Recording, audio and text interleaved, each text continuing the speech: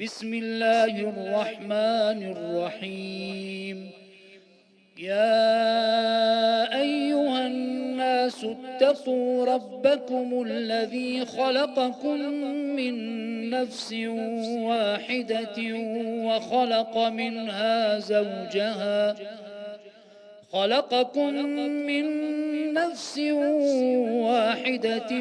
وخلق منها زوجها وبث منهما رجالا كثيرا ونساء، واتقوا الله الذي تساءلون به والأرحام، إن الله كان عليكم رقيبا.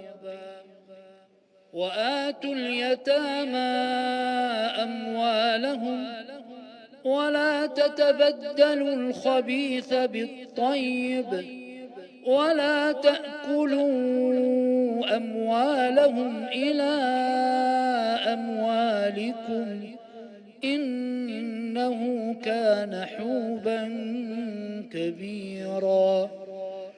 وإن خفتم ألا تقسطوا في اليتامى فانكحوا ما طاب لكم من النساء مثنى وثلاث ورباع، فإن خفتم ألا تعدلوا فواحدة أو ما ملكت أيمانكم، ذلك أدنى ألا تعولوا.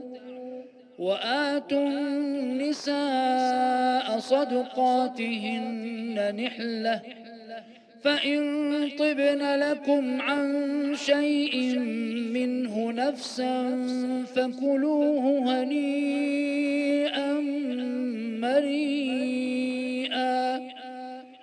ولا تؤتوا السفهاء أموالكم التي جعل الله لكم قياما وارزقوهم فيها واكسوهم وقولوا لهم قولا معروفا.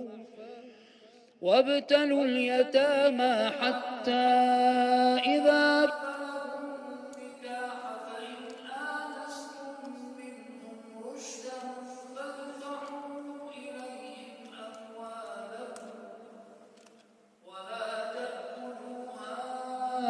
إسرافا وبدارا أن يكبروا، ومن كان غنيا فليستعفف، ومن كان فقيرا فليأكل بالمعروف.